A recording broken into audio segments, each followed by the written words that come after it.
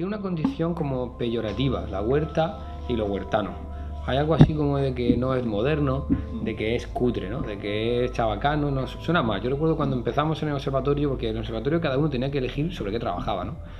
Y cuando yo dije, vamos, yo creo que nosotros deberíamos trabajar en la huerta, no te creas que fue inmediato el decir, muy bien, que va, sonaba, pero como que es la huerta, ¿no? Suena un poco hortera, ¿no? Es como, tiene una mala prensa, ¿no? Yo creo que tú vas a un puesto de postales de Murcia y te encuentras postales del Mar Menor, a lo mejor te encuentras, ¿no?, de las playas, de la ciudad, a lo mejor la catedral, no lo sé, alguna gran vía, pero tú no te encuentras postales en las que uno pueda rescatar luego, recogiéndolas ahí como del baúl, ¿no?, como luego explicándole tu viaje a tus compañeros, en las que se descubra la relación que hay entre Murcia y la huerta, ¿no? Entonces, efectivamente, es una situación hasta el momento muy mal resuelta. Es algo parecido a lo que pasaba con las ciudades que no habían reconquistado su relación con el mar, ¿no? O sea, cuando Barcelona, cuando Valencia, cuando Alicante, ¿no?, prolongan las vías, limpian los puertos, abren unas playas, dicen, pues ya ha encontrado por fin, ¿cuál es la expresión esa que se usa, ¿no? Como que se reconcilia con la costa, ¿no? Entonces, eso, de alguna manera, es la última posibilidad que tiene Murcia de ser una ciudad con una personalidad y con una calidad de vida vinculada a algún espacio natural potente, es la huerta. O sea, una vez que desapareciera, Murcia sería una ciudad plana, inhóspita, con muy poca personalidad, una ciudad muy vulgar, ¿no? Una ciudad que para ponerla en el mapa habría que inventarse algo. Y lo mismo van y entonces inventan la huerta, cuando se la han encargado, o se inventan una playa que la rodee.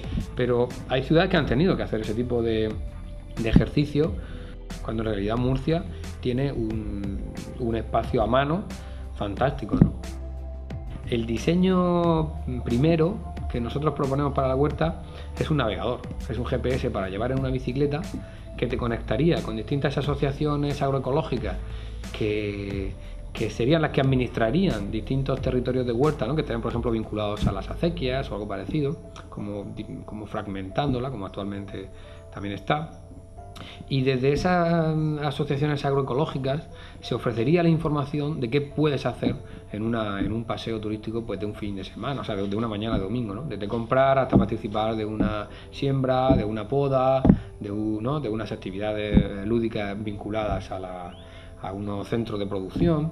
Y también con esta idea, estas asociaciones, y estaría contenido en este navegador, ¿no?, que tú podrías consultar también desde tu casa para planearte tu viaje, serían el argumento para rehabilitar molinos, norias, partidores, situaciones que son patrimonio, ¿no?, patrimonio material de la huerta, y que no encuentran un argumento para ser reconstruidas más que su musealización, que es totalmente imposible. O sea, no se puede convertir la huerta en un museo, ¿no? Entonces se puede convertir en un museo una pieza de la huerta, pero no toda la huerta. Entonces el navegador que a mí me interesa mucho porque no es arquitectura, desde luego, porque es un navegador que yo creo que ni siquiera es muy bonito, pero no me importa, porque lo que me importa es un poco lo que propone.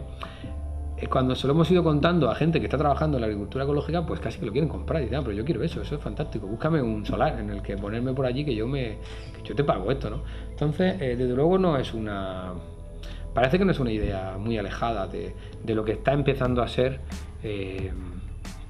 otra manera de vivir y otra manera de ser ciudadano, que incluye salir a pasear con tu bici, poder comprar a 2 kilómetros, tener algo que hacer a 3 kilómetros de tu ciudad por un camino en el que has disfrutado de ver unos animales y de tener una sombra con tus niños y pasar 8 horas pues en unas condiciones de contacto con la naturaleza y de contacto más aún con la cultura, ¿no? Porque la huerta es un paisaje cultural intensísimo, ¿no?, en el que todavía continúa habiendo unos usos, unas costumbres, un tipo de plantación, ¿no?, un tipo de tejido, un tipo de personaje que es muy atractivo y que no tendría por qué desaparecer, ¿no? Digo todo esto porque yo creo que son los asuntos que me están a mí haciendo pensar que estamos intentando cambiar algo en la arquitectura, ¿no?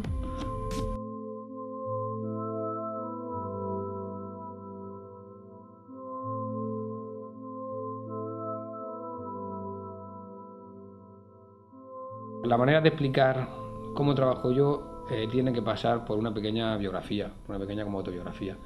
En mi caso, yo soy nieto e hijo de carpintero y de constructor en el último momento, o sea, fundamentalmente de carpinteros, ¿no? Y entonces, pues yo desde los 9 años pues he estado en la carpintería barriendo fundamentalmente, ¿no? Porque a los críos, gracias a Dios, no se les dejaba tocar muchas máquinas, ¿no? Algunas, pero las que no tenían peligro. Entonces, bueno, los veranos de pequeño han sido siempre ligados a trabajar en la carpintería y a estar con los oficiales y con la gente ahí haciendo los viajes, las exposiciones, montábamos trabajos en distintas ciudades de España, entonces como que he convivido muy cerca de ellos, ¿no? Y entonces un poco yo creo que una particularidad de mi trabajo sería que no puedo quitarme, y además yo estoy orgulloso de ello también, esa tendencia a valorar mucho la opinión de los oficios, a esperar mucho a que se manifiesten para ver sus preferencias, a intentar siempre, aunque busco en cada obra algunas condiciones materiales nuevas o algunas condiciones de instalaciones, pero aunque siempre esfuerzo un poquitín la máquina, pero siempre parto de unas condiciones previas bastante conocidas, porque yo ya he trabajado en otras obras, porque alguien me las haya explicado bien, alguien en que yo tenga mucha confianza, que puede ser desde un oficio hasta un constructor, un aparejador, un amigo, otro arquitecto. Y entonces es la condición física y un poco tener muy, muy clara que hay una garantía de éxito constructivo, o dicho de otra manera, el gusto por lo artesanal, que también es otra manera de verlo, pues está, yo creo, que hay una explicación, o sea, ese dato de autobiografía, yo creo que no se puede hacer una explicación buena de cómo trabajaría yo. Yo confío mucho en la arquitectura cuando la arquitectura puede dar un paso atrás y estar realmente aceptando estar en un segundo plano, entendiendo que lo que va a suceder no es posible anticiparlo al 100%, sino que son los espacios difíciles de nombrar, son los espacios ambiguos, los espacios que cuesta mucho explicarle al cliente, los que luego van a dar pie a las situaciones de la vida más sorprendentes. Entonces, descubrir esos espacios, como inventarse nombres o inventarse condiciones espaciales, condiciones materiales, condiciones de altura, que haga que aunque tú pongas ahí garaje, lo que tú sabes que va a suceder es que eso es un sitio que por la luz que le has dejado entrar por aquí, por la relación que tiene con una puerta que es porosa con la calle, porque esa calle es distinta a otras calles, pues bajo la palabra garaje tú sabes que no estás diseñando un garaje, sabes que estás diseñando un espacio que se parece mucho más pues a un gran porche en el que va a haber en el que se van a celebrar unos acontecimientos que no te han pedido, pero que sabes que se van a celebrar porque la vida los acaba reclamando y porque la gente que va a vivir en tu vivienda está acostumbrada a ese tipo de vivienda porque son de un mismo contexto, ¿no? Que es la virtud de trabajar para gente cercana, ¿no?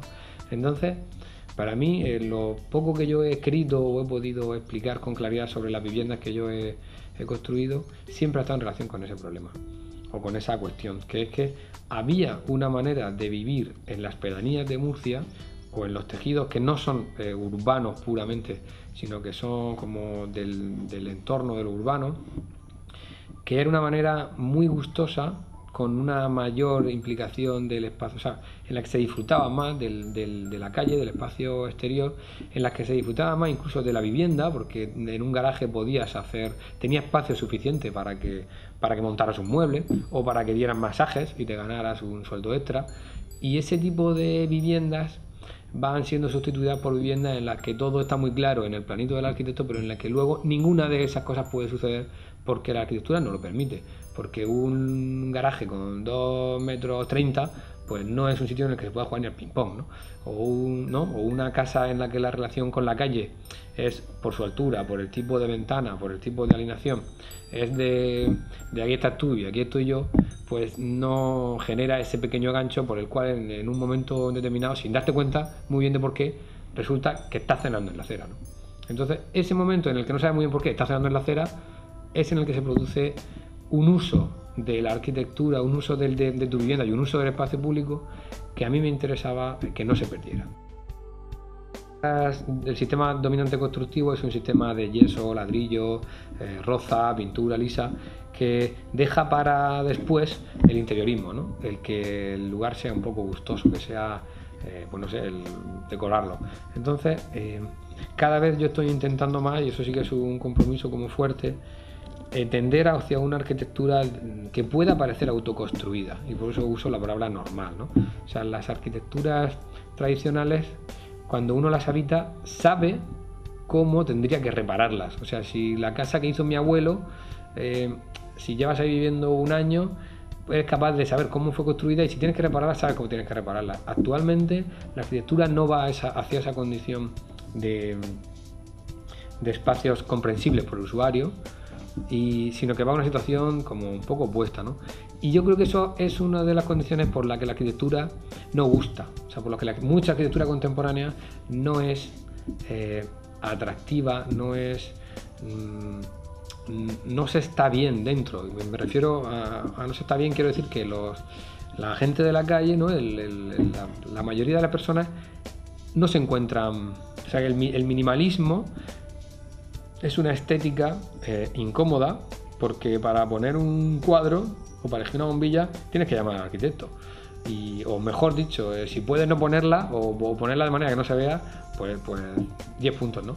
Entonces eso produce un alejamiento del usuario respecto a la vivienda. Entonces nosotros estamos ya buscando, con el Centro Párraga o con la Catedral, también con el Museo de la Catedral, también pasa un poco eso, ¿no? Estamos buscando situaciones en las que la materia haga que el usuario se sienta cómodo porque la entienda, porque usamos ese término de autoconstruida, ¿no? O sea, la arquitectura tradicional es autoconstruida, está como construida sin arquitectos, ¿no? Es lógica, ¿no? Y eso yo creo que hace que las personas se sientan más cómodos, ¿no?